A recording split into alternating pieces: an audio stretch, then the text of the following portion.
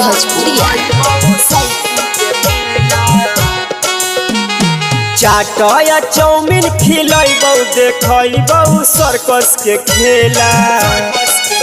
आगे चाट या chow mein खिलैबौ देखैबौ circus के खेला। आगे घरवा से यही है अकेला घुमैबौ सैदपुर के मेला। आगे घरवा से यही है अकेला घुमैबौ पटना के मेला। आगे चाट या चाउमीन खिलैबौ देखैबौ सर्कस के खेला। आगे चाट या चाउमीन खिलैबौ देखैबौ सर्कस के खेला। आगे घरवा से यही है अकेला घुमैबौ सैदपुर के मेला। आगे घरवा से यही है अकेला घुमैबौ पटना के मेला।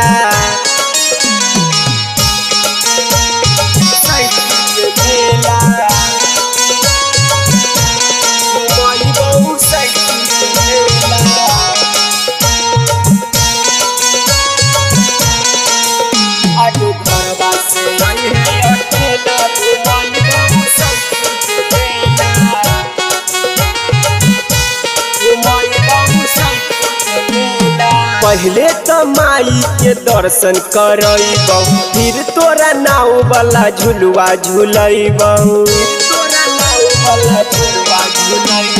पहले तो माई के दर्शन करैबौ फिर तोरा नाव वाला झुलुआ झुलैबौ।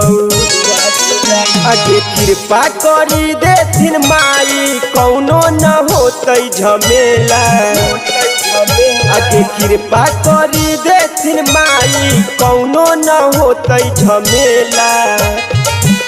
आगे घरवा से यही है अकेला घुमैबौ सैदपुर के मेला। आगे घरवा से यही है अकेला घुमैबौ पटना के मेला।